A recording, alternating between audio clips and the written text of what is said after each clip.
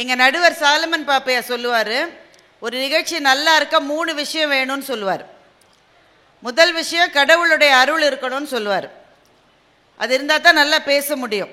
2வது கேட்குறவங்க கேட்குற மனநிலையில் இருக்கணும்னு சொல்லுவார். 3வது ஒரு விஷயம் சொல்லுவார், மைக் செட் போடுறவர் வீட்டுக்கார அம்மாவோட சண்டை போடாமல் வந்திருக்கணும்னு சொல்லுவார். ஐயாவை பார்த்தா சண்டை போடாமல் வந்த மாதிரி தான் இருக்குது. அதனால் தப்பிச்சிருவோன்னு நினைக்கிறேன். என் கூட பட்டிமன்றத்தில் பேசுகின்ற அன்பு சகோதரர் திரு ராஜா அவர்கள் சூப்பர் ஸ்டாரோட சிவாஜி படத்தில் நடித்தார். அதாச்சு 12-13 வருஷம் ஆச்சுன்னு நினைக்கிறேன் படம் வந்து. அப்போ ஒரு முறை ராஜா அவர்கள் சூப்பர் ஸ்டார்கிட்ட கேட்டாரா, சார் படம் ஷூட்டிங் முடிஞ்ச உடனே இமயமலைக்கு போயிடுறீங்களே சார், அங்கே உங்களுக்கு என்ன கிடைக்குதுன்னு கேட்டாராம். அதுக்கு சூப்பர் ஸ்டார் என்ன பதில் சொன்னார்னா, எனக்கு என்ன கிடைச்சிதுன்றது வேற, நீங்கள் போனால் உங்களுக்கு அதுதான் கிடைக்கும்னு சொல்ல முடியாது. எனக்கு கிடைச்சது உங்களுக்கு கிடைக்கணும் இல்லை, உங்களுக்கு கிடைச்சது எனக்கு கிடைச்சது இல்லை, அவங்களுடைய சொந்த அனுபவம்னு பதில் சொன்னார்.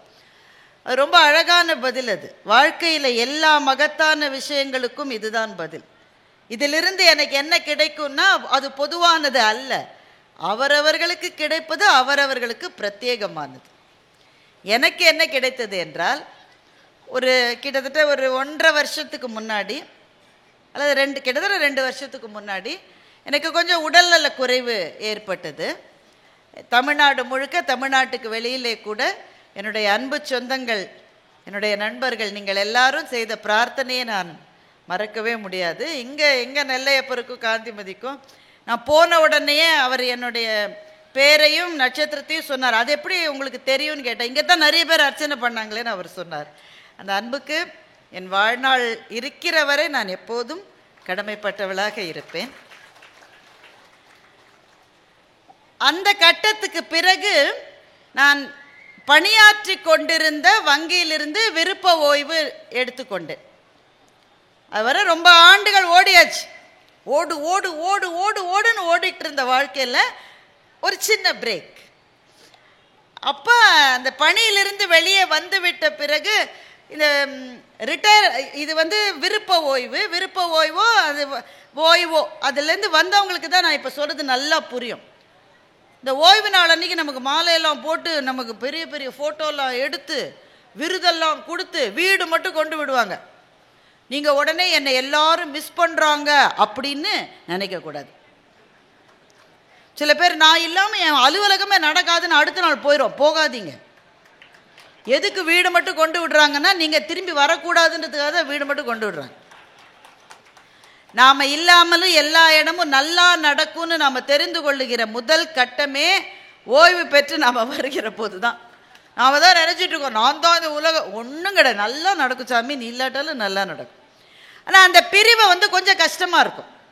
அதுலேயே இருந்து இருந்து இருந்து வாழ்ந்த பிறகு அதிலிருந்து விலகுகிற போது அது விவரிக்க முடியாத ஒரு சின்ன வருத்தம் வரும். அது அப்படி அதில் ரொம்ப நாள் இல்லை, எனக்கு மிக குறைந்த நாட்கள் தான். அது இருந்த காலகட்டத்தில் அதிலிருந்து மீண்டு வர எனக்கு உதவியது அண்ணாச்சியினுடைய ஒரு கவிதை தான். அண்ணாச்சி எனக்காக அந்த கவிதை எழுதலை, ஆனால் அந்த கவிதையை படித்தப்போ நான் நினச்சேன், எனக்காகத்தான் அண்ணாச்சி இந்த கவிதையை எழுதியிருக்காருன்னு நான் நினச்சிக்கிட்டேன். அந்த கவிதையை சொல்கிறேன் உங்களுக்கு. அந்த பூ அப்போதுதான் மரத்திலிருந்து விழுந்திருந்தது, நன்றாக தரையில் அமர கவனமாக சிறிது நேரம் எடுத்துக்கொண்டது. புரியுதுதானே இந்த கவிதை? ஒன்றும் கஷ்டமா இல்லையா? அந்த பூ அப்போதுதான் மரத்திலிருந்து விழுந்தது, நன்றாக தரையில் அமர கவனமாக கொஞ்ச நேரம் எடுத்துக்கொண்டது. இதுவரை மலர்ந்திருந்ததை பற்றிய எந்த பெருமையும் அதற்கு இல்லை, இப்போது விழுந்திருப்பதை பற்றிய கழிவிரக்கமும் இல்லை. ஒரு முறை கூட தான் உதிர்ந்து விழுந்த கிளையை அந்த பூ திரும்பி பார்க்கவே இல்லை. ஒரு முறை கூட இதுவரை அமர்ந்திருந்த கிளையை அந்த பூ திரும்பி பார்க்கவே இல்லை. அதனுடைய ஒரு இதழிலிருந்து இன்னொரு இதழுக்கு நடந்து கடந்து போன பூச்சியை அது கவனிக்கவும் இல்லை. அது அப்படியே மண்ணில் அமர்ந்திருந்தது, ஒரு விடையை சரியாக எழுதிவிட்டதை போல. இதுதான் அண்ணாச்சி எழுதின கவிதை. ஒரு கவிதை என்ன கொடுக்கும்னா வாழ்க்கையை பார்ப்பதற்கான ஒரு பார்வையை கொடுக்கும். இந்த கவிதையை படித்த உடனே நான் என்ன செஞ்சேன், இதை கொஞ்சம் ரொம்ப ட்ராமடைஸ் பண்ணி சொல்கிறவங்க சொல்லுவாங்க உடனே கண்ணிலிருந்து ஆறாக, அதெல்லாம் ஒன்றும் கொட்டலை. கவிதையை படித்தா மூடி வச்சிட்டேன் புத்தகத்தை. ஒரு கவிதை நல்ல கவிதை என்பதற்கு எது உரைக்கல் தெரியுமா? அந்த கவிதையை படிக்கிற நேரம் அல்ல, அந்த கவிதையை படித்து மூடி வைத்த பிறகு உங்களுக்கும் அதுவரை ஒரு முறை கூட ஒருவேளை நீங்கள் சந்தித்திராத அந்த எழுத்தாளருக்கும் மானசீகமாக ஒரு உரையாடல் நடக்கும் இல்லையா? அதுதான் அந்த கவிதை வெற்றி பெற்ற தருணம். இந்த சம்பவம் நடக்கிறவரை அண்ணாச்சியை நான் தூரத்திலிருந்து பார்த்திருக்கிறேன்னு தவிர நேரில் இருந்து பேசுவதற்கு எனக்கு வாய்ப்பே கிடைத்தது கிடையாது. அவர் அப்படி ரொம்ப போய் எல்லாரோடையும் பேசுகிற டைப்பும் கிடையாது. ஆனால் இந்த கவிதையை படித்த உடனே எனக்கு தோன்றியது, அவர் என்கிட்ட தான் பேசியிருக்காருன்னு எனக்கு தோணுச்சு. அந்த பூ மரத்திலிருந்து விழுந்துச்சுல்ல, விழுந்ததில்ல அந்த பூ, விழுந்த பிறகு இதுவரை மரத்தில் இருந்ததை பற்றிய எந்த பெருமையும் அதற்கு இல்லை. அதைவிட முக்கியம், இப்போது விழுந்திருப்பதை பற்றிய கழிவிறக்கமும் அதற்கு இல்லை. எல்லாவற்றை விட முக்கியம், அது அப்படியே மண்ணில் இருந்தது, ஒரு விடையை சரியாக எழுதிவிட்டதை போல. வாழ்க்கையில் ஒரு கட்டத்திலிருந்து இன்னொரு கட்டத்துக்கு எல்லாரும் நகர வேண்டும். இளைஞர்களாக இருந்தாலும் நகரணும். கல்லூரியில் இருக்கிற மட்டும் கிங்காக இருப்பான். எங்கள் ஊரை பற்றி சொல்லலாமான்னு தெரியல உங்கள்கிட்ட. எங்கள் ஊர்லெல்லாம் ரூட் கிங்குன்னு உண்டு, உங்களுக்கு தெரியாது, நீங்களாம் நல்ல ஊர். ரூட் கிங்குன்னா என்னென்னா, அந்த கல்லூரி இருக்கிற பகுதியில் போகிற பஸ்ஸில் ஒரு ரூட் கிங் இருப்பான். அந்த பஸ்ஸுக்கு அவன் தான் தலை. வேற கல்லூரி மாணவர்கள் அந்த பஸ்ஸில் ஏறிட்டா, எங்கள் வீட்டில் எல்லா நாளும் கார்த்திகை அதெல்லாம் நடக்காது, உடனே அடிதான். அந்த 3 வருஷம் அவன் தான் ரூட் கிங்கு. ஆனால் நான் யோசிச்சு பார்ப்பேன், தம்பி 3 வருஷம் கழிச்சு அந்த பஸ்ஸில் நீ போகிற போது என்னடா நினைப்பேன்? அப்போ நீ ஸ்டூடெண்ட்லாம் கிடையாது, நீ ரூட் கிங்கும் கிடையாது. ரூட் அதே தான், கல்லூரி அதே தான், நீ ரூட் கிங். அப்போ இன்னொருத்தர் ரூட் கிங்காக இருப்பான். அந்த பஸ்ஸில் போகிற போது அந்த பையன் என்ன நினச்சிப்பான்னு நான் நினைப்பேன். இப்படி இளைஞர்களாக இருந்தால் கூட வாழ்க்கையில் ஒரு கட்டத்திலிருந்து இன்னொரு கட்டத்துக்கு போகணும். பெண்களுக்கு இது இன்னும் மிக அதிகமாக நடக்கும். ஒரு கட்டத்திலிருந்து இன்னொரு கட்டத்துக்கு போவது அது ரொம்ப வலியாக இருக்கும், சில சமயம் வேதனையாக இருக்கும், பயமாக இருக்கும். இங்கே இருந்த கெத்து அங்கே இல்லையேன்னு தோணும். புது இடத்துக்கு நான் பழகுவேனான்னு கொஞ்சம் டென்ஷனாக இருக்கும். அவங்க எல்லாருக்கும் நான் ஒரே ஒரு மெடிசன் தான் சொல்வேன், அண்ணாச்சியோட இந்த பூவை பற்றிய கவிதையை படியுங்கள், அப்புறம் வாழ்க்கையை பற்றி எந்த பயமும் வரவே வராது. ஒரு கவிதை நமக்கு எதை கொடுக்கும் என்றால் அதைத்தான் கொடுக்கும். அப்பாவும் பாப்பாவும் மருந்து கடைக்கு போகிறாங்க. அப்பாவும் பாப்பாவும் மருந்து கடைக்கு போகிறாங்க. வழக்கமாக அப்பா எப்போ போனாலும் பாப்பாவை கூட்டிகிட்டு தான் மருந்து கடைக்கு போவார். அதனால் பாப்பாவுக்கு தெரியும் அப்பா என்னென்ன மருந்தெல்லாம் வாங்குவார்னு பாப்பாவுக்கு தெரியும். அதனால் கடைக்காரர்கிட்ட அப்பா கேட்கறதுக்கு முன்னாடியே பாப்பா சொல்லுது என்னென்ன மருந்துன்னு. அந்த தாத்தாவுக்கு பிபி மாத்திரை, அம்மாவுக்கு அனீமியா அதுக்கான மாத்திரை, இது ரெண்டுத்தையும் அந்த பாப்பாவே சொல்லுது. கடைக்காரர் எடுத்து கொடுத்த உடனே அப்பாவுக்கு ஞாபகம் வருது, இன்னொன்று வாங்கணும்னு வீட்டில் சொல்லி விட்டுருக்காங்க. எறும்பு மருந்து கொடுங்கன்னு அப்பா கடைக்காரரை கேட்கிறார். உடனே பாப்பா கேட்டால், நம்ம வீட்டில் இருக்கிற எறும்புக்கு உடம்பு சரியில்லையாப்பா என்று பாப்பா கேட்டாள். எறும்பு மருந்து எதுக்கு வாங்குவீங்க? எதுக்கு? எறும்பை கொல்றதுக்கு. ஆனால் பாப்பாவினுடைய உலகம் எவ்வளவு அழகான உலகம் பாருங்க. எல்லாருக்கும் அப்பாவுக்கு பாட்டிக்கு மருந்து வாங்கின மாதிரி தாத்தாவுக்கு மருந்து வாங்க, எறும்புக்கு ஏதோ உடம்பு சரியில்லைன்னு எங்கள் அப்பா மருந்து வாங்குகிறார் என்று பாப்பா நினைக்கிறாள். அந்த கவிஞர் சொல்லுகிறார், பேசாமல் இந்த உலகத்தை குழந்தைகளிடமே கொடுத்து விடலாமே என்று அந்த கவிஞர் கவிதையை முடிக்கிறார்.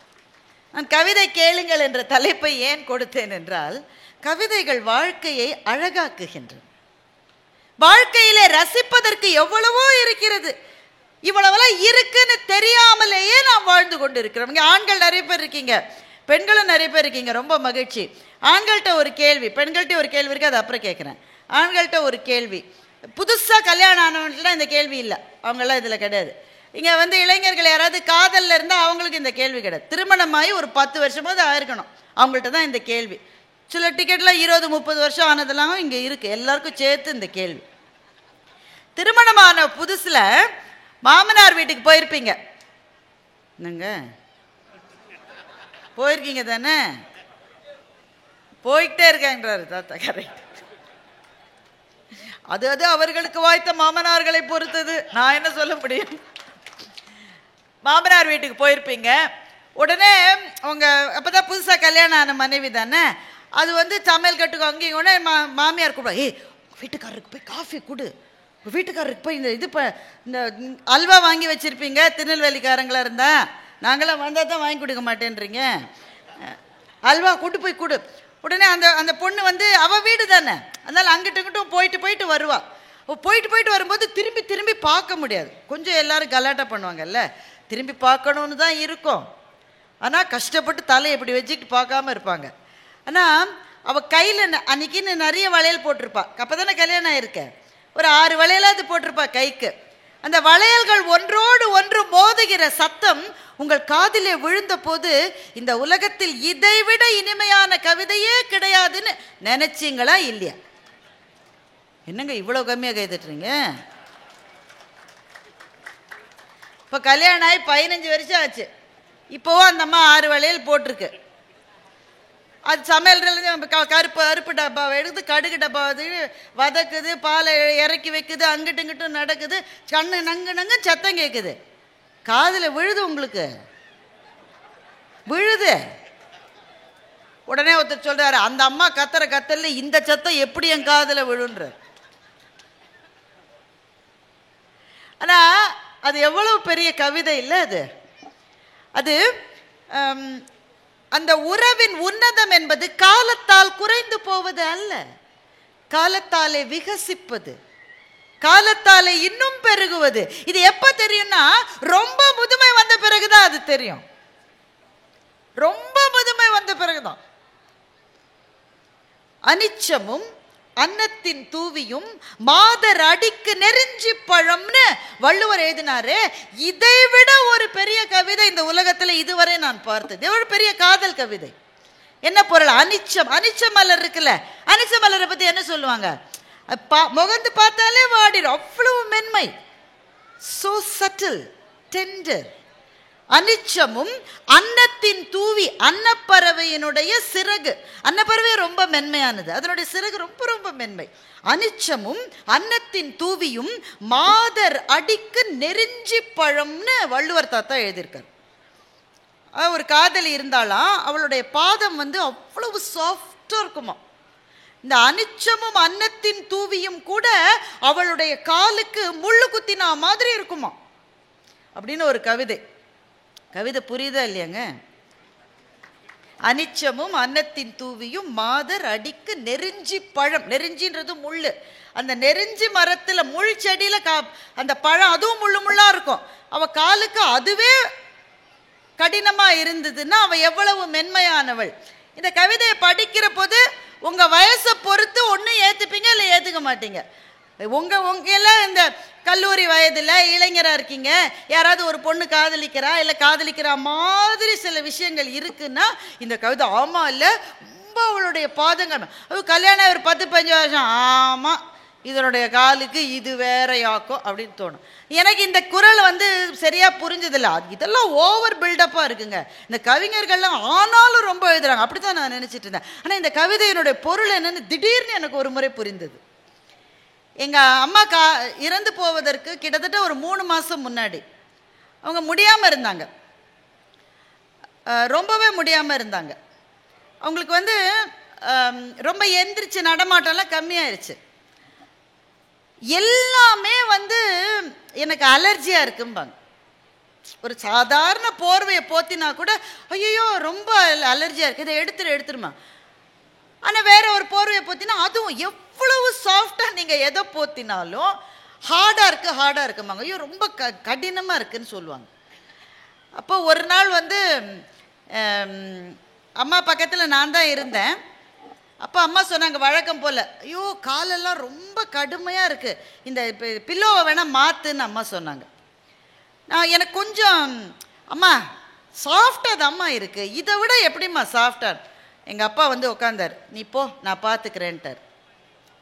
நான் அவங்க 2 பேரையும் அந்த ரூமில் விட்டுட்டு நான் வெளியில் வந்துட்டேன். ஆனால் முழுக்க வெளியில் வரல, அங்கே தான் நின்றுட்டு இருந்தேன். எங்கள் அப்பா வந்து அம்மாவோடைய பக்கத்தில் உட்காந்து அம்மாவனுடைய அந்த 2 பாதங்களையும் தன்னுடைய கையில் எடுத்துக்கிட்டு, அவர் ஒரு டவல் மாதிரி ஒன்று போட்டிருந்தார், அதை கொஞ்சம் சுருட்டி அதை அந்த பாதத்துக்கு கீழே எங்கள் அப்பா வச்சார். நான் அதுக்கப்புறம் அங்கே நிற்கலை, அது அவர்களுக்கான பிரத்யேகமான நேரம் அப்படின்னு சொல்லிட்டு நான் வந்துட்டேன். நான் அதுக்கப்புறம் 3 மாதத்துக்குள்ளே எங்கள் அம்மா இறந்துட்டாங்க. எனக்கு அந்த திருக்குறளுக்கு அப்போ தான் எனக்கு அர்த்தம் புரிஞ்சுது. இது இளம் காதலர்களுக்கு சொல்லப்பட்டதல்ல, ரொம்ப முதுமையிலே அந்த 2 உயிர்களும் ஒன்றை ஒன்று பற்றி கொண்டு வாழ்கிறதல்லவா, ஒன்றிலிருந்து ஒன்று விடை பெற்று போய்விடுமோ என்ற தவிப்பின் விளிம்பிலே வாழுகின்ற முதுமை காதலர்களுக்காக எழுதப்பட்டது அந்த குறள் என்பது அப்போதுதான் எனக்கு புரிந்தது. இப்போ அந்த குறளை யோசிச்சு பாருங்க. அனிச்சமும் அன்னத்தின் தூவியும் மாதர் அடிக்கு நெருஞ்சி பழம். எங்கள் அம்மாவுக்கு எவ்வளவு சாஃப்டாக கொடுத்தாலும் அது கஷ்டம் தோணுச்சு. ஆனால் அப்பாவினுடைய கையை பிடிச்சி அவர் அந்த டவலை வச்ச போது எங்கள் அம்மா அப்புறம் கம்ப்ளைண்ட் பண்ணவே இல்லை. அந்த கட்டத்துக்காக எழுதப்பட்ட குறளாக அது ஏன் இருக்கக்கூடாது? அப்படிதான் இருக்கலாம். ஒருவேளை வள்ளுவர் நம்ம நினைச்சதை விட வயசான தம்பதிகளை பார்த்து கூட அந்த கவிதை எழுதியிருக்கலாம் தானே அப்படின்னு நான் நினச்சிக்கிட்டேன். அப்போது 2000 வருஷத்துக்கு முன்னாடி எங்கள் அப்பா அம்மாவுடைய வீட்டில் நடந்தது வள்ளுவருக்கு எப்படி தெரியும் என்றால், கவிதைக்கு இறந்த காலம் என்பதே கிடையாது. அது நித்தியமான நிரந்தரத்துவமான நிகழ்காலத்தில் மாத்திரமே ஜீவித்திருப்பது தான் கவிதை. அப்ப ஏன் கவிதையை படிக்க வேண்டும் என்றால், நம்முடைய அன்றாட வாழ்க்கை நம்மை சுற்றி ரொம்ப கடுமையா இருக்கு, இன்னும் கடுமையாகி கொண்டே போகிறது. மேலும் மேலும் கடுமையாகி போகிற வாழ்க்கையில் நம்முடைய மனசிலே இருக்கிற ரம்யமான விஷயங்களை மீட்டெடுக்க வேண்டும் என்றால் நமக்கு கவிதைகளை தாண்டி வேற எதுவுமே கிடையாது. இப்போ அண்ணாச்சியினுடைய சில கதைகளை நீங்க எடுத்துக்கிட்டா அது கதை தான், ஆனால் அது கதை இல்லை, அது கவிதை தான். அண்ணாச்சியினுடைய ஒரு கதையை வேகமாக சொல்லிடுறேன். அது திருநெல்வேலிக்காரங்களுக்குன்னே அவர் பிரத்யேகமாக எழுதுவார். இந்த கதையினுடைய கதாநாயகி பேர் பகவதி. பகவதியும் அவங்க வீட்டுக்கார சின்ன வயசு பொண்ணு தான், அப்போ தான் ஒரு பிள்ளை இருக்குது, ஒரு வயசு 2 வயசு பிள்ளை இருக்குது. பகவதியும் அவர் வீட்டுக்காரரும் இருக்காங்க. பகவதியனுடைய தங்க லோகு வந்து ஊர்லேருந்து வந்திருக்கா, அக்காவை பார்க்கறதுக்காக வந்திருக்கா. இப்போ இந்த மச்சினிகள் சின்ன ஒய்ஃபோடைய சிஸ்டர்ஸ் சின்ன பசங்க வந்தாக்க தன்னுடைய அத்தானை வந்து பயங்கர ஹீரோ வர்ஷிப் பண்ணுவாங்க. அதை பல பேர் வந்து கொஞ்சம் விகல்பமாக சித்தரிப்பாங்க. எங்கள் அண்ணாச்சிக்கு அதெல்லாம் செய்யவே தெரியாது. அவருடைய உலகத்தில் எல்லாமே பவித்திரமானது, எல்லாமே புனிதமானது. அவருடைய உலகத்தில் இருக்கிற எல்லா மனிதர்களும் நிறைவானவர்கள். அவர்களுக்கு குறைகள் இருந்தால் கூட அதுவே நிறைகள் தான். இவர் இந்த பொண்ணு, இந்த ஒய்ஃபோடைய தங்க வந்து சும்மா தன்னோட அத்தானை வந்து வம்புக்கு இழுக்கிறா. அத்தா எப்போவாவது உங்கள் வீட்டில் கிளி வளர்த்துருக்கீங்களா? இல்லைப்பா அப்படின்ற. பூனை வளர்த்துருக்கீங்களா? இல்லை, வாய்ப்பே இல்லை. அட நாயாவது வளர்த்துருக்கீங்களா? எதுவுமே சரி அதெல்லாம் விடுங்க, நாங்கள்லாம் வீட்டில் பட்டாம்பூச்சியை பிடிச்சி கொஞ்ச நேரம் வச்சுருப்போம், அதையாவது செஞ்சுருக்கீங்களா? இவர் யோசிச்சு பார்க்குறாரு. இல்லையே, நான் அதை கூட செஞ்சது இல்லையே. அதை கூட நீங்கள் செஞ்சது இல்லையா? எங்கள் அக்கா யாரை கட்டியிருக்கா, மனுஷனையா ராட்சசனையான்னு அந்த பொண்ணு கேட்குது. அப்போ இவருக்கு வந்து தன்னுடைய மனைவி அதுக்கு என்ன பதில் சொல்ல போகிறான்னு இந்த ஆளுக்கு கேட்கணும்னு ஆசை. அதாவது தன்னுடைய மச்சனிச்சு கேலி பண்ணிட்டா மனைவி அதுக்கு என்ன ரியாக்ஷன் கொடுக்க போகிறான்னு இவருக்கு தெரிஞ்சுக்கணும்னு ஆசை. அவங்க மனைவி, அவங்க தான் பகவதி, சமையல் உள்ளேருந்து அப்போ தான் வெளியில் வர்றா. பெண்கள் ஒரு அறையிலிருந்து இன்னொரு அறைக்கு போகிற போது இன்னும் அழகாக தோன்றுகிறார்கள் அண்ணாச்சி எழுதியிருக்கார்.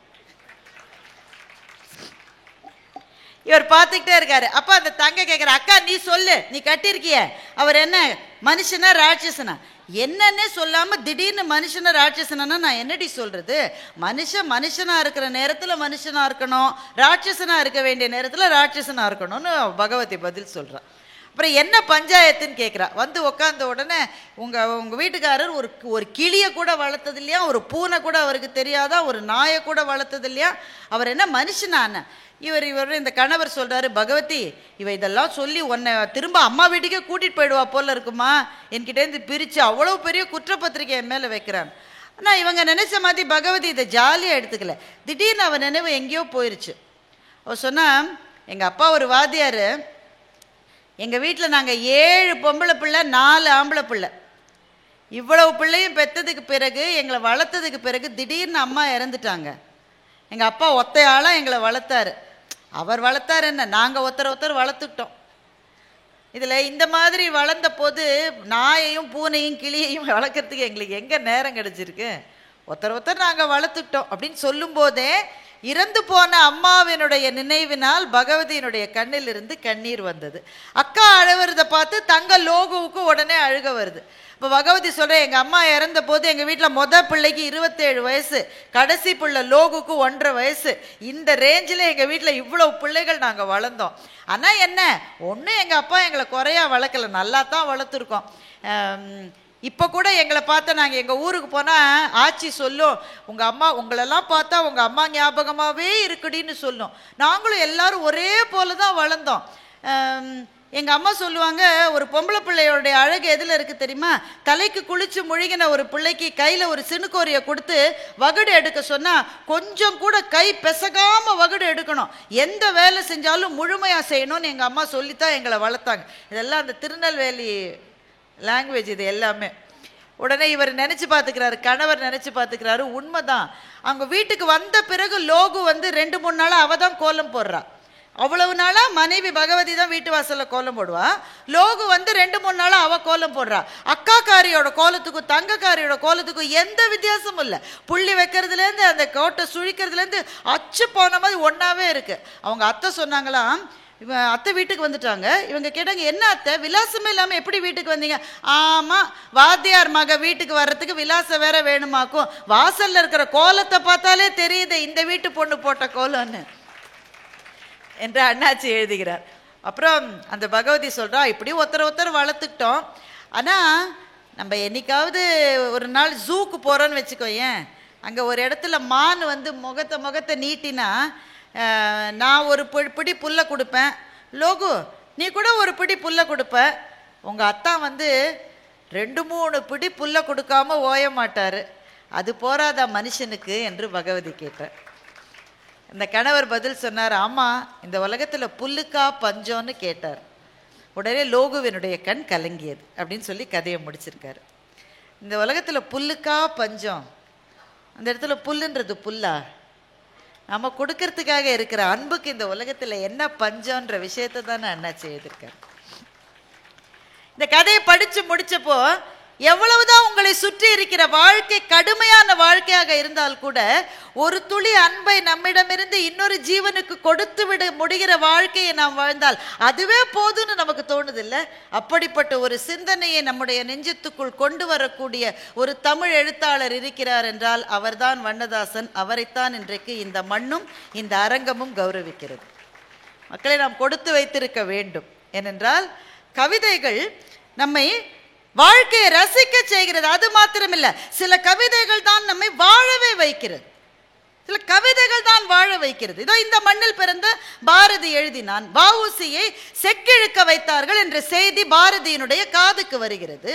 உடனே எழுதினான், தண்ணீர் விட்டோ வளர்த்தோம் சர்வேசா, இப்பயிரை கண்ணீரால் காத்தோம் கருக திருவுளமோ, மாதரையும் மக்களையும் வன்கண்மையார் பிரிந்து காதல் இளைஞர் கருத்தழிதல் காண்பாயோ, மேலோர்கள் வெஞ்சிரையில் வீழ்ந்து கிடப்பதும் நூலோர்கள் செக்கடியில் நோவதுமே காண்கிலையோ, எண்ணற்ற நல்லோர் இதயம் கலங்கி இரு கண்ணற்ற செய்போல் கலங்குவதும் காண்கிலையோ என்று மகாகவி பாரதி கண்ணீரோடு எழுதினார். அந்த கவிதை எழுதப்பட்டு 110 ஆண்டுகளுக்கு மேலே ஆகிவிட்டது. பாரதி உயிரோடு இல்லை, வஉசி உயிரோடு இல்லை. அவர்கள் யாரால் சிறைப்பிடிக்கப்பட்டார்களோ அந்த பிரிட்டிஷ்காரனுடைய சாம்ராஜ்யம் முடிந்து எத்தனையோ ஆண்டுகள் ஆகிவிட்டது. எல்லாம் முடிந்தது. ஆனால் கவிதை முடிவில்லாமல் இன்றைக்கும் வாழ்ந்து கொண்டே இருக்கிறது. அதான் நான் சொன்னேன், கவிதைக்கு இறந்த காலம் என்பதே கிடையாது. அது எப்போதும் நித்தியமான நிகழ்காலத்தில் மாத்திரமே வாழ்வதுதான் கவிதை. இந்த தமிழ்நாட்டு மண்ணிலே கவிஞர்கள் எப்படி வாழ்ந்தார்கள்? எங்கள் பாரதி 39 வயதிலே இறந்து போனார். பாரதியினுடைய கான்டெம்பரரி, அவர் வாழ்ந்த காலத்திலே வாழ்ந்த தாகூர் கிட்டத்தட்ட 90 வயதுக்கு மேலே வாழ்ந்தார். தாகூருக்கு நோபல் பரிசு கிடைத்தது, பாரதிக்கு ஒரு பரிசும் கிடைக்கல. தாகூர் நினைத்தபடி சாந்தி நிகேதனை கட்டமைக்கக்கூடிய வாய்ப்புகளை காலம் தாகூருக்கு கிடைத்தது. பாரதியினுடைய கனவுகள் ஏதாவது நிறைவேறியதா என்று எனக்கு தெரியவில்லை. ஒன்று ரெண்டு நிறைவேறி இருக்கலாம், பெரும்பாலான கனவுகள் நிறைவேறவில்லை. இந்த தேசம் விடுதலை பெற வேண்டும் என்று அவன் கண்ட அந்த அடிப்படை கனவு நிறைவேறுகிற போது கூட பாரதி உயிரோடு இல்லை. இது எதுவுமே கிடைக்க பெறாமல் 39 வயதில் பாரதி காலமானது யாருக்கு சம்மதம்? கம்பன் கம்பராமாயணத்தை எழுதிய பிறகு சோழ மன்னனுடைய அவையில் சோழனுக்கும் கம்பனுக்கும் ஏதோ பிரச்சனை வந்திருக்கிறது. அது அம்பிகாபதி அமராவதி காதல் என்று சில பேர் சொல்லுகிறார்கள். அதற்கு ஆதாரம் இல்லை. ஒருவேளை அதுவாகவும் இருந்திருக்கலாம், வேற ஏதாவது ஒன்று. சோழனை பார்த்து கம்பன் சொன்னான், மன்னவனும் நீயோ வளநாடும் உனதோ, உன்னை அறிந்தோ தமிழை ஓதினேன் என்று சோழ மன்னனை பார்த்து கேட்டுவிட்டு கம்பன் தன்னுடைய நாட்டை விட்டு வேறு ஒரு நாட்டுக்கு போனான் என்று இங்கே இந்த மண்ணிலே கதை இருக்கிறது. எந்த எழுத்தாளரோ இந்த மண்ணை சேர்ந்த புதுமை பித்தன் தமிழ்நாட்டில் எழுத்தாளராக வாழ முற்படுவது அபாயகரமானது என்றே எழுதிவிட்டு வறுமையிலே மறைந்து போனார் புதுமை பித்தன். எழுத்தாளர்கள், படைப்பாளிகள், கலைஞர்கள் எப்போதும் சமூகத்தால் கொண்டாடப்படுவது இல்லை. அதனால போகன் என்ற கவிஞர் எழுதிய ஒரு கவிதை உங்களுக்கு சொல்லுகிறேன். இந்த மாதிரி ஒரு சிச்சுவேஷன் உங்களுக்கு எல்லாம் வரலாம். புறக்கணிக்கப்படுவது, எனக்கு திறமை இருந்தும் புறக்கணிக்கப்படுகிறார், அந்த நெருப்பிலே வாழுகிற ஒரு கலைஞனோ கவிஞனோ இந்த கவிதையை படித்தால் போற எழுந்து நின்று விடுவான். போகன் அந்த கவிதையில எழுதுகிறான். போகனும் நண்பரும் பேசிட்டு இருக்காங்க, 2 பேரும் பேசிட்டு இருக்காங்க. போகன் நண்பரிடம் சொல்லுகிறான், என்னுடைய அகங்காரம் என்னுடைய படிப்பிலிருந்தும் என்னுடைய எழுத்திலிருந்தும் வருவது அன்று. புரியுதுதானுங்க? இந்த கவிஞர்களுக்கு எல்லாமே ஒரு கெத்து இருக்கும் தானே, எங்கள் அண்ணாச்சிக்கு கிடையாது, மற்றபடி ஒரு கெத்து இருக்கும் தானே. இந்த கவிஞனாலே ஒரு அப்படி பார்க்குற பார்வை இருக்கும் தானே. என்னுடைய அகங்காரம் என்னுடைய படிப்பிலிருந்தோ என்னுடைய எழுத்திலிருந்தோ வருவது அன்று. இப்போ நண்பன் கேட்குறா, அப்புறம் எதிலிருந்து வருது? என்னுடைய அகங்காரம் என் துயரங்களிலிருந்து வருவது, நான் பட்ட துன்பங்களிலிருந்து வருவது, நான் பட்டுக்கொண்டிருக்கிற துயரங்களிலிருந்து வருவது. உடனே நண்பன் கேட்டான், துயரம் வந்தால் பணிவு தானே வரும், அகங்காரம் எப்படி வரும் என்று நண்பன் கேட்டான். நல்ல கேள்விதானே. திரும்ப திரும்ப வாழ்க்கை போட்டு போட்டு அடிச்சா கீழே தானே குனிவான். ஐயா ஐயா கொஞ்சம் கவனிங்கய்யா, என்னையும் பார்த்துங்க, இன்னும் தானே குனிவான். துயரம் வந்தால் பணிவு தானே வரும், அகங்காரம் எப்படி வரும் என்று நண்பன் கேட்டான். அதற்கு போகன் பதில் சொன்னார், துயர் உற குறுகுகிறவன் மனிதன், துயர் உற நிமிருகிறவன் கவிஞன் என்று போகன் பதில் சொன்னார். காலனை தன் காலருகே அழைத்து, காலா என் காலருகே வாடா, சற்றே உரை மிதிக்கிறேன் என்று சொன்ன பாரதியை பற்றி நீ கேள்விப்பட்டிருக்கிறாய் தானே. அவன் அப்படி சொன்ன போது அவன் கையிலே காலணா கூட இல்லை. என்னுடைய கடைசி மூச்சு என்பதே என் துன்பங்களின் மீது நான் காரி உமிழ்கிற மூச்சாகத்தான் இருக்கும் என்று போகன் கவிதையை முடிக்கிற போது என்னுடைய உடல் சிலிர்த்து போனது. ஏனென்றால் அது தனிப்பட்ட ஒரு கவிஞருடைய கவிதை அல்ல. துயரத்திலே வாடிக்கொண்டிருக்கிற எத்தனையோ படைப்பாளிகளுக்கு, கவிஞர்களுக்கு, கலைஞர்களுக்கு போகன் தந்திருக்கிற உயிர் சக்தி அது. இந்த ஒரு லைனை மாத்திரம் வச்சுக்கோங்க. துயர் உற குறுகுகிறவன் மனிதன், துயர் உற நிமிருகிறவன் கவிஞன் என்றால் கவிஞன் ஒரு சமூகத்துக்கு எவ்வளவு தேவையானவன் என்பதை இந்த கவிதையை காட்டிலும் எப்படி சொல்லிவிட முடியும். கிட்டத்தட்ட என்னுடைய நேரத்தினுடைய நிறைவு பகுதிக்கு வந்துவிட்டோம். எனக்கு அண்ணாச்சியை பற்றி ஒரு பெரிய ஆச்சரியம் என்னவென்றால், நம்மை சுற்றி இருக்கிற வாழ்க்கையை நாம் பெரும்பாலும் கவனிப்பதே இல்லை. இப்போ வீட்டு வாசல்லையே ஒரு மரம் இருக்குல்ல, அந்த மரத்தை என்னைக்காவது ஒரு 30 செகண்டுக்கு மேலே நாம் பார்த்துருக்கோமா? பிள்ளைங்களையே பார்க்கறதுல மரத்தை எங்கே பார்க்கறதுன்றார் ஒருத்தர். திடீர்னு சொல்கிறார், ஹோ என்னை விட ஒசரமாயிட்டானேன்னு. மகனை பற்றி சொல்கிறாரு, ஐயோ என்னை விட ஒசரமாயிட்டானே. ஒரே நாளில் அவன் ஒசறதுக்கு அவன் என்ன மூங்கில் செடியா? அவன் கொஞ்சம் கொஞ்சமா இவர் பார்க்கவே இல்லை. திடீர்னு ஒரு நாள் பிறகு ஒரு பெரிய ரிஷிங்க, அவர் ஒரு விளக்க உரை பிரம்மசூத்திரத்துக்கு எழுதுறார். அதில் ரொம்ப முழுகிட்டார். அதாவது நிமிந்து பார்க்காமலே வேலை செய்வாங்கல்ல சில பேர், அந்த மாதிரி. இப்போ கூட ஒரு ஒரு பெரும் நிறுவனத்தினுடைய தலைவர் சொல்லியிருக்காரு, நீங்கள் ஒரு வாரத்துக்கு 90 மணி நேரம் வேலை செய்யணும், ஞாயிற்றுக்கிழமை கூட நீங்கள் வேலை செய்யணும், நீங்கள் வீட்டிலே இருந்து மனைவியின் முகத்தை எவ்வளவு நேரம் பார்த்து அப்படின்னு அவர் கேட்டிருக்காரு. அவன் மனைவியின் முகத்தை எவ்வளோ நேரம் பார்க்குறதுன்னு அவன் முடிவு பண்ணட்டும் சார், உங்களுக்கு என்ன சார், அப்படி தானேங்க. இவர் பிரம்மசூத்திரத்துக்கு பாஷ்யம்னு சொல்லுவாங்க, விளக்க உரை, அந்த அந்த ஒர்க்கிலேயே முழுகிட்டார். அவர் மனைவியை அவர் நிமிந்தே பார்க்கல. அந்த மனைவி இந்த சாப்பாடு கொடுக்கும்போது கையை பார்க்குறாரு, சாயங்காலம் ஆனால் அந்த அம்மா விளக்கு ஏற்றும் போது அந்த கையை பார்க்குறார், முகத்தையே பார்க்கல. பல ஆண்டுகள் ஓடிவிட்டது. ஒரு நாள் திடீர்னு விளக்கில் திரி இழுத்துருச்சு, வெளிச்சம் கம்மியாயிருச்சு. அப்போ அந்த அம்மா எண்ணெயை ஊற்றும் போது எதேச்சியாக பார்த்துட்டு கேட்டார், அம்மா நீங்கள் யார் என்று கேட்டார். எவ்வளவு கடுப்பாக இருக்குன்னு மாத்திரம் யோசிப்பார். ஆனால் அந்த பொண்ணு நல்ல பொண்ணு, அது சொல்லிச்சு, நான் தான் உங்கள் மனைவி, நீங்கள் பல வருஷமாக எழுதிக்கிட்டே இருக்கீங்க, நான் தான் சாப்பாடு போட்டு விளக்கேற்றுறேன் தென்னோன்னுச்சு. அவர் சொன்னாராம், ஐயோ நான் இவ்வளோ நாள் உன் முகத்தையே பார்க்கலையே, சரி ஒன்று செய்கிறேன், இந்த புத்தகத்துக்கு உன் பெயரை வைக்கிறேன்னு பாமதி பாஷ்யம்னு அந்த அம்மா பேர் பாமதி, பாமத்தின்னு பேர் வச்சாராம். நான் மட்டும் பாமதியாக இருந்தேன்னா பேரு கீறு வைக்காத, தொலைஞ்சு போன என் வாழ்க்கையை திரும்பி கூடன்னு நான் கேட்டிருப்பேன். அந்த அம்மா பாவம் அதெல்லாம் கேட்கலன்னு நினைக்கிறேன். நம்ம சுற்றி இருக்கிற மனைவியும் பிள்ளைகளையுமே நம்ம பார்ப்பதில்லை, மரத்தையும் செடியையும் பறவையும் கொடியையும் மேகத்தையும் பார்த்துருப்போமா என்ன? அண்ணாச்சியோட இந்த ஒரு கதை அதை மட்டும் சொல்லிட்டு நான் முடிச்சுக்கிறேன். ஒரு 2 நண்பர்கள், 2 பேரும் ஒரே ஆஃபீஸில் வேலை செய்கிறாங்க.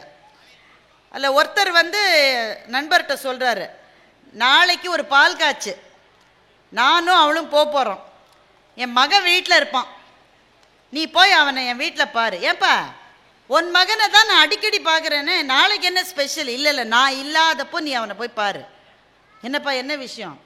என்னப்பா சொல்கிறது, இந்த கால பசங்களை பற்றி உனக்கு தெரியாதா? 3 அரியர் வச்சுருக்கான்ப்பா. அண்ணாச்சி இந்த கதையை எழுதி 20 வருஷம் ஆச்சு. இப்போ இருக்கிற பையனாக இருந்தால் 17 அரியர் வச்சுருப்பான். 3 அரியர் வச்சுருக்கான். எனக்கு அவன்கிட்ட நேரடியாக சொல்ல ஒரு மாதிரி கஷ்டமாக இருக்குது. தோளுக்கு மேலே வளர்ந்த பையன் என்ன ஐடியாவில் இருக்கானே புரியல. பணம் கட்டி கஷ்டப்பட்டு தானே படிக்க வைக்கிறான், 3 அரியர் வச்சுருக்கான். நேராக கேட்க கஷ்டமாக இருக்கு, நீ கொஞ்சம் போய் அவன்கிட்ட நான் இல்லாதப்போ பேசிப்பாரு. இப்போ இவருக்கு கஷ்டமாக இருக்கு, ஐயோ இந்த காலத்து பசங்க நம்ம பேச்சை கேட்பாங்களா, பெத்த பிள்ளையே கேட்கறது இல்லை. இன்னொருத்தரோட பையன், நல்ல வேளை அண்ணாச்சி கதை எழுதின ஆளாச்சு, இப்போ நான் என்ன சொல்லியிருப்பான், உங்களுக்கு என்ன பேர் வச்சுருப்பான், பூமர், பூமர் அங்கிள் வந்துட்டாரு. அதனால இவர் கஷ்டமாக இருக்குது. இருந்தாலும் நண்பர்கிட்ட நோன்னு சொல்லவும் முடியல. வீட்டுக்கு போயிட்டாரு. பையன் இருக்கான். பையன் என்ன பண்ணிட்டு இருக்கான்னா, வாசலில் விழுந்து கிடக்கு நாகலிங்க பூ, மரத்துலேருந்து கொட்டி நாகலிங்க பூ விழுந்துருக்கு. பையன் நாகலிங்க பூவையே பார்த்துட்டு இருக்கான். இவரும் பக்கத்தில் போய் பார்க்குறாரு. வாங்க அங்கிள், இந்த நாகலிங்க பூ மாதிரி ஒரு அழகான பூவை பார்க்கவே முடியாது அங்கிள், மரத்தில் இருக்கும்போது இருக்கிற அழகை விட கீழே விழுந்தப்போ அழகாக இருக்கிற ஒரே பூ நாகலிங்க பூ தான். பாருங்களேன், அது சுற்றி சுற்றி சுற்றி யாரோ பெயிண்ட் பண்ண மாதிரி அதுக்கு எவ்வளோ அழகாக இருக்குது அதனுடைய அந்த இதழ்கள் பாருங்களேன். நாகலிங்க பூ பற்றி ரொம்ப நேரம் பேசிக்கிட்டு இருக்காங்க. இவர் சொல்கிறாரு, நாகலிங்க பூவோட பவள மல்லிப்பூ விழுந்து கிடத்தா அதை விட பார்க்க ரொம்ப அழகாக இருக்கும். அவர் சொல்கிறார், ஆமாம் நீங்கள் சொல்கிறது கரெக்டு தான் அங்கிள், பன்னீர் பூ புஷ்பம் விழுந்தா கூட அதை விட அழகா இருக்கும். இவர் சொல்றாரு, எல்லாத்தையும் விட பெஸ்ட் வேப்பம்பூ தான். வேப்பம்பூ சில சமயம் அப்படியே கொட்டி கிடக்கும், சம்மர்ல வெயில் காலத்துல கொட்டி கிடக்கும், அந்த தெருவே மஞ்சளான மாதிரி இருக்கும். 1 மணி நேரம் 2 பேரும் பூவை பத்தி பேசுறாங்க. அப்புறம் தான் அந்த பையன் சொல்றான், உள்ள வாங்க அங்கிள், வெளியிலே நிக்கிறீங்களே. உள்ள போறாங்க. உள்ள போனா அருணா சாய்ராமோட பாடல் ஒலித்து கொண்டிருக்கிறது. அப்பதான் அருணா சாய்ராம் பாட வந்திருக்காங்க. நான் சொன்னேன் இந்த கதை 20 வருஷத்துக்கு மேல. அப்பதான் அருணா சாய்ராம் பாட வந்திருக்காங்க. இந்த பாடகி பாடுகிற போது அந்த கம்பீரமும் அந்த முகத்துல இருக்கிற பாவங்களும் பார்த்தா பரவசமா இருக்குல்ல. அருணா சாய்ராமை பத்தி 2 பேரும் பேசிட்டான். இப்படியும் ரொம்ப நேரம் ஆயிடுச்சு. அதுக்கப்புறமா இவருக்கு கடைசியில், ஐயோ எதுக்கோ நான் எதையோ பண்ணிக்கிட்டு இருக்கேனே. அப்புறம் என்ன விஷயம்? அந்த பையன் சொல்கிறான், அங்கிள் எனக்காக நீங்கள் எங்கள் அப்பாட்ட பேசணும். இவருக்கு திக்குங்குது, இப்படி தாண்டா அவங்க அப்பா என்ன சொல்லி அனுப்பிச்சான், அவனுக்காக ஒன்ட்ட பேசி உனக்காக அவன்கிட்ட பேசி, என்னடா 2 பேரும் மனசுக்குள்ள. அப்படியா, உங்கள் அப்பாட்ட நீயே பேசலாமே, அவர்கிட்ட சொல்ல எனக்கு கொஞ்சம் சங்கடமாக இருக்கு அங்கிள், நீங்கள் சொல்லுங்க. என்னப்பா சொல்லணும்? எங்கள் அப்பாட்ட சொல்லுங்கள் 3 அரியர் வச்சுருக்கேன், ஆனால் நான் இந்த தடவை முடிச்சிருவேன்னு எங்கள் அப்பாட்ட சொல்லுங்கள். என்னோட பொறுப்பை நான் தெரிஞ்சுக்கிட்டேன். உடனே இவர் கேட்குறாரு, இவ்வளோ பொறுப்பு தெரிஞ்ச பையன் முதல்லையே அரியர் இல்லாமல் இருந்திருக்கலாம் தானடா அப்படின்னு கேட்குறாரு. சொன்னா கரெக்டு தான், ஆனால் இந்த நாகலிங்க பூ, பன்னீர் புஷ்பம், வேப்பம்பூ இந்த மாதிரியான விஷயங்களை பார்க்கறதுலையே மனசு போயிருச்சு. பார்த்தா அதோட பார்த்து நிறுத்த முடியுமா? கல்லூரியில் சில அழகான பெண்கள் வேறு இருக்காங்க, அவங்களையும் நான் பார்க்க வேண்டியிருக்கு. அதுக்கப்புறம் தேவையில்லாத சில நண்பர்களோட பிரிவுகள்லாம் வந்துச்சு, அதிலெல்லாம் மனசை விட்டுட்டேன். ஆனால் இப்போ எனக்கு தெரிஞ்சு போயிடுச்சு, எங்கள் அப்பா கவலைப்படுறாருன்றதும் எனக்கு புரியுது. நீங்கள் கொஞ்சம் சொல்லுங்கள் அங்கிள், நான் பொறுப்பில்லாதவன் இல்லை அங்கிள், கொஞ்சம் திசை திரும்பிட்டேன், நான் இனிமேல் சரியாயிருவேன் அப்படின்ற நம்பிக்கையை எங்கள் அப்பாவுக்கு கொடுங்க அப்படின்னு பையன் சொல்கிறான். அண்ணாச்சிக்கு கண்ணில் கண்ணீர் வந்துருச்சு. அந்த கீழே இருக்கிற நாகலிங்க பூவை பார்க்குறாரு. இதை விட அழகானது இந்த உலகத்தில் ஏதாவது இருக்க முடியுமா? இருக்க முடியும். அந்த பையனோட கண்ணில் ஓரமாக ஒரு கண்ணீர் துளி வந்ததில்ல, அதுதான் எல்லாத்தையும் விட அழகானதுன்னு அவர் நினச்சிக்கிறார். நம்ம பிள்ளைகளை பற்றி நமக்கு சின்ன பயங்கள் இருந்தால் இந்த கதையை படிங்க, பயம்லாம் போயிடும். அண்ணாச்சியனோட வேலை அதுதான். வாழ்க்கையை பற்றி நமக்கு இருக்கிற சந்தேகங்களை, பயங்களை, இந்த வாழ்க்கை ரொம்ப கொடூரமானதோன்னு நமக்கு தோன்றுகிற சில விஷயங்களை நம் மனத்திலிருந்து எடுத்து வெளியே போட யாருடைய எழுத்துக்காவது சக்தி இருக்கிறது என்றால் அது வண்ணதாசன் என்கின்ற கவிஞனுடைய எழுத்துக்கு இருக்கிற சக்தி. ஆனால் அவர் சொல்றபடி வாழ்க்கை உண்மையிலேயே அழகானதா? அந்த கேள்வி இருக்குல்ல. உண்மையிலேயே அவர் வடித்து காட்டுகிற மனிதர்கள் மாதிரி எல்லாருமே ரொம்ப நிறைந்தவர்களா? இல்லை, அது கிடையாது. நமக்கு தெரியும். we know life is not fair. இந்த வாழ்க்கை நியதிகளாலும் நீதிகளாலும் கட்டமைக்கப்பட்ட வாழ்க்கை அல்ல. இதிலே பொறாமை இருக்கிறது, இதிலே காழ்ப்பு இருக்கிறது, இதிலே பின்னிலிருந்து முதுகிலே குத்துகிற நம்பிக்கை துரோகங்கள் இருக்கின்றன, நம்மை சுற்றி கயமை இருக்கிறது, எல்லாம் இருக்கு. ஆனா இதுக்கு நடுவுல தானே சாமி நம்ம வாழ வேண்டியிருக்கு. அப்படி வாழ்கிற போது எதையாவது பிடிச்சுக்கிட்டா தானே எந்திரிச்சு நிற்க முடியும். எதை பிடிச்சிக்கலாம்னா அவருடைய கவிதையும் கதைகளையும் பிடித்து கொள்ளலாம். வாழ்க்கையின் மீது நமக்கு நம்பிக்கை வரும். நிறைவாக ஒன்றை சொல்லுகிறேன், எப்படி கவிதை நமக்கு வழிகாட்டும் என்பதற்கு. டைம்ஸ் ஆஃப் இந்தியா நாளிதழில் அடுத்த வாரம் நான் எழுத போகிற திருக்குறள் இதுதான். ரொம்ப சிம்பிளா ஒன்று சொல்லியிருக்காரு, how to fight your battles என்று வள்ளுவர் சொல்லுகிறார். வினை வலியும் தன் வலியும் மாற்றான் வலியும் துணை வலியும் தூக்கி செயல், இவ்வளவுதான் திருக்குறள். இது ஒரு கவிதையான கவிதை தான், அதான் இது ஒரு ஆணை மாதிரி, இது ஒரு கட்டளை மாதிரி நமக்கு சொல்றாரு. சில பேர் ஓன்னு சண்டைக்கு போயிடுவான், அப்புறம் தான் தெரியும் எதிரில் இருக்கிறவன் பெரிய வஸ்தாது, இவன் முதல்ல போயிடுவான். அப்புறம் சண்டை என்ன ஆகும்? ஒரு நிமிஷத்துல முடிஞ்சு போயிடும், நம்மால் கீழே கிடப்பான். வள்ளுவர் சொல்றாரு, முட்டா பயலே, சண்டைக்கு போறதுக்கு முன்னாடி சில விஷயம் என்ன யோசிக்கணும் சாமி? முதல்ல நீ போடுற சண்டை எவ்வளோ பெரிய சண்டைன்னு பாரு. ரெண்டாவது, உனக்கு எவ்வளோ தம் இருக்கு, எதிரில் இருக்கிற ஆளுக்கு எவ்வளோ தம் இருக்குன்னு பாரு. அதுக்கப்புறம் கூட நீ சண்டைக்கு போயிடக்கூடாது. உனக்கு நண்பர்கள் இருக்காங்கல்ல, வடிவேலுக்கு பின்னாடி சில பேர் இருப்பாங்களே, பார்த்துருக்கீங்களா? கட்டத்துறைக்கு பின்னாடி 2-3 பேர் இருப்பாங்கல்ல, இந்த கோட்டை தாண்டி நீயும் வரக்கூடாது நானும் வரக்கூடாது அப்படின்ட்டு திரும்பி பார்த்தா ஒரு பயிலும் இருக்க மாட்டோம், எல்லாரும் ஓடி இருப்பானுங்க. உனக்கு வாச்ச நண்பர்கள்லாம் அப்படி இருந்தா படையாத்தான் வந்தாங்க, சண்டைக்கு வரியானு அத்தனையும் ஓடி போயிட்டான், திரும்பி பார்த்தா ஒரு ஆள் இல்லை. வள்ளுவர் சொல்றாரு, வினை வலியும் தன் வலியும் மாற்றான் வலியும் துணை வலி. யாருடைய துணை? உன்னுடைய துணைவர்கள், அவனுடைய துணைவர்கள், எல்லாத்தையும் அசஸ் பண்ணி நீ ஜெயிப்பானா பேட்டில் ஃபீல்டுக்கு போ, இல்லாட்டா போகாதன்னு. நம்ம சில பேர் அவமானப்படுத்துறாங்கல்ல, கஷ்டமா இருக்குல்ல, வீட்டுக்கு போய் எழுதிருப்பீங்க அப்பப்ப, அப்படிதானே? என்ன அப்படிலாம் பேசிட்டு அங்கேயே நான் சுட சுட கேட்டிருக்க வேண்டியது தானே, என்ன கேட்கறதுன்னே தோணலாங்க. வீட்டுக்கு போய் ராத்திரி சோத்தை தின்னுட்டு படுக்கும்போது ஐயோ இப்படி பதில் சொல்லியிருக்கலாம்ல, இன்னுமே தோணி என்ன செய்ய? அங்கல்ல நீ யோசிச்சிருக்கணும். அலுவலகத்தில் அவமானம், வியாபாரத்தில் அவமானம், பொது இடங்களில் அவமானம், நெஞ்சம் கொதித்து போகிறது. So life is a battle. வாழ்க்கை என்பது போர். இந்த போரை எப்படி செய்ய வேண்டும் என்று வள்ளுவர் சொன்னார். இந்த வள்ளுவர் சொல்லி எனக்கு புரிவதோட ஒரு சின்ன பெண்ணு ரொம்ப அழகா அதை சொல்லி கொடுத்துட்டா. வைஷாலி, கேள்விப்பட்டிருக்கீங்களா? செஸ் கிராண்ட் மாஸ்டர், பிரக்ஞானந்தாவினுடைய அக்கா. அந்த பொண்ணு அவளும் கிராண்ட் மாஸ்டர் தான், சின்ன பொண்ணு. இப்போ அந்த டாடா ஸ்டீலினுடைய செஸ் காம்படிஷன் ஒன்றுத்தில் வைஷாலி விளையாட போகிறா. வைஷாலியோடு விளையாடுகிறவர் ஒரு உஸ்பெகிஸ்தான் வீரர். உஸ்பெகிஸ்தான் ஒரு நாடு இருக்கு. அந்த நாட்டினுடைய கிராண்ட் மாஸ்டர் அந்த ஒரு பையன் நல்ல விளவிளேர்னு 7 அடி இருக்கான். நம்ம பாப்பா எப்படி இருக்கும்? நம்ம ஒரு பாப்பா மாதிரி இருக்கு, சின்ன பாப்பா. அது செஸ் விளையாட்டு டோர்னமெண்ட்ல ஒரு எழுதப்படாத விதி இல்லை, எழுதப்பட்ட விதியே, யாரோட நீ விளையாடினாலும் முதல்ல போன உடனே கை குலுக்கணும். உன்னோட ஆப்போனண்ட் யாரா இருந்தாலும் நீ கை கொடுக்கணும்.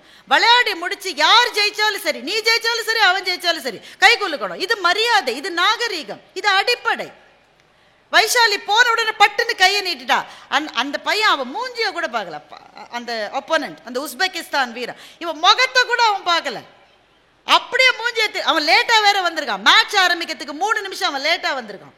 வந்து இவன் கை கொடுத்தப்ப மூஞ்சியை திருப்பிக்கிட்டு அவன் காய் நகர்த்த ஆரம்பிச்சான். இதெல்லாம் பாருங்க, தற்செயலா நடப்பது அல்ல. நாம நினைப்போம் தெரியாம செஞ்சிருப்பான, ஒண்ணும் கிடையாது, எல்லாம் பிளான். நீ இப்படி பண்ணும் போதே எதிராளியினுடைய மனம் வந்து கொஞ்சம் சோர்ந்துரும். அந்த சோர்வை நீ பயன்படுத்திக்கணுன்றதுக்காக இதெல்லாம் டெக்னிக் பாருங்க. இந்தியாவும் ஆஸ்திரேலியாவும் மேட்ச் விளையாட போனா ஆஸ்திரேலியன் பிளேயர்ஸ் இந்தியன் பிளேயர்ஸ் கண்ணா பின்னான்னு பேசுவோம். எதுக்கு பேசுனா? அவனுக்கு வேர்ட்ஸ்ல கண்ட்ரோல் இல்லை, அதெல்லாம் கிடையாது. அந்த வார்த்தையை கேட்டு மனம் சுருங்குகிற போது கையும் சுருங்கிடும், காலும் சுருங்கிடும். இதெல்லாம் சைக்கலாஜிக்கல் கேம். உங்களுடைய விரோதிகள் சில சமயம் அவங்கள கவனிக்காத மாதிரியே இருப்பாங்களே, நீங்க எதிரில் வருவீங்க, பார்க்காத மாதிரியே போவீங்களே. உடனே நீங்க வீட்டில் போய் சொல்லுங்க, அவன் நிஜமாவே கவனிச்சிருக்க மாட்டான், ஒரு புண்ணாக்கும் கிடையாது, கட்டாயம் அவங்கள கவனிச்சிருக்கான். ஆனா கவனிக்காத மாதிரி போறது தான் கெத்துன்றதுனால தான் கவனிக்காத மாதிரி போயிருக்கான், அப்படித்தானே? ஸோ இதெல்லாம் டெக்னிக்ஸ். வைஷாலி என்ன பண்ணியிருக்கலாம்? பேன அழுதுருக்கலாம். நாம இருந்தால் ஒரு வேளை அழுதுருப்போம், கை கூட கொடுக்கல, நான் அதனால தான் தோத்து போனேன். வைஷாலி அதெல்லாம் ஒன்றும் செய்யலை.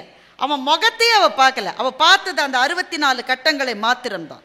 அதை மாத்திரமே பார்த்தாள். 10 நிமிஷத்துல அவனை ஜெயிச்சு காமிச்சாங்க. 10 நிமிஷம். அதுக்கப்புறமா அவர் வந்து மன்னிப்பு கேட்டாரா? இன்னுமே மாப்பிள்ள நீ மன்னிப்பு கேட்காம இருக்க முடியாது மாப்பிள்ள, நாங்க ஜெயிச்சிட்டோம்ல. உங்களை அவமானப்படுத்தியவர்களுக்கு நீங்கள் கொடுக்க வேண்டிய பதில் ஒன்றே ஒன்றுதான், வென்று காட்டுவது. அந்த வெற்றி ஈஸியா வராது. வைஷாலி ஜெயிச்சானா ஃப்ளூக்ல ஜெயிக்கல, அவ உழைச்ச உழைப்பு அப்படிப்பட்ட உழைப்பு, அவ பட்ட பாடு அப்படிப்பட்ட பாடு, அது அன்னைக்கு கை கொடுத்தது. அவமானங்கள் என்பது நம்முடைய வெற்றியை உறுதி செய்வதற்காக கடவுள் நமக்கு கொடுக்கிற வாய்ப்புகள் என்று நினைக்கிறவர்கள் கட்டாயமாக வெற்றி பெறுகிறார்கள். ஆனா நான் இங்க பேச வந்து நிறைவா சொல்ல போது, இந்த ஃபைட் நமக்கு தேவை, இந்த பேட்டில்ஸ் தேவையா இருக்கு, இந்த போராட்டங்கள் வாழ்க்கையில் இருக்குதானுங்க. பெத்த பிள்ளைகளோட சண்டை இருக்குங்க, பெத்த பிள்ளையோட சண்டை இருக்கு. அவர் தான் எல்லாத்தையும், ரேமன்ஸனுடைய தலைவர் சின்ஹானியா என்கிறவர், அவர் தான் அந்த பிராண்டையே கட்டமைச்சாரு. இன்னைக்கு அவரோட மகன் அந்த வீட்டில் அவரை இருக்க விடாம அவர் ஒரு 3 பெட்ரூம் அபார்ட்மெண்ட்ல வசிக்கிறாரு, பையன் எல்லாத்தையும் எடுத்துக்கிட்டான். இப்படிலாம் இருக்குதானே? வாழ்க்கை என்பது போராட்டமாகத்தான் இருக்கிறது. இந்த போராட்டத்தில் நாம் ஜெயிக்க வேண்டும், வேறு வழி கிடையாது. போராட வேண்டும், வேற வழி கிடையாது. வாழ்கிற கடைசி நாள் வரை போராடி, சுற்றும் வரை பூமி, சுடும் வரை நெருப்பு, போராடும் வரை மனிதன். நீ மனிதன், போராடிட்டு தான் இருக்கணும். ஆனா இந்த போராட்டத்திலே இருந்து இருந்து இதயம் சுருங்கி விடாமல் இருப்பதற்கு நமக்கு ஏதாவது ஒரு பிடிமானம் தேவை என்றால் அது கவிதை. அது வாழ்க்கையை பற்றியும் மனிதர்களை பற்றியும் நம்பிக்கைகளை விதைக்கிற கதைகளும் கவிதைகளும் தான் நாம் வாழ்வதற்கு தேவை. அதை கொடுக்கிற அண்ணாச்சிக்கு பாராட்டு எடுத்து நடத்தி கொண்டிருக்கின்ற இந்த அரங்கமும், என்னை அழைத்த மிகச்சிறந்த எழுத்தாளர் நாரம்புநாதன் ஐயா அவர்களுக்கும், மேடையில் இருக்கிற பெரியவர்களுக்கும், குறிப்பாக என்னுடைய மனச்சோர்வுகளை தன்னுடைய எழுத்தால் ஒவ்வொரு நாளும் போக்கடித்து கொண்டிருக்கின்ற வண்ணதாசன் அவர்களுக்கும் நன்றி சொல்லி இந்த நல்ல வாய்ப்புக்கு நன்றி பாராட்டி முடிக்கிறேன். வணக்கம்.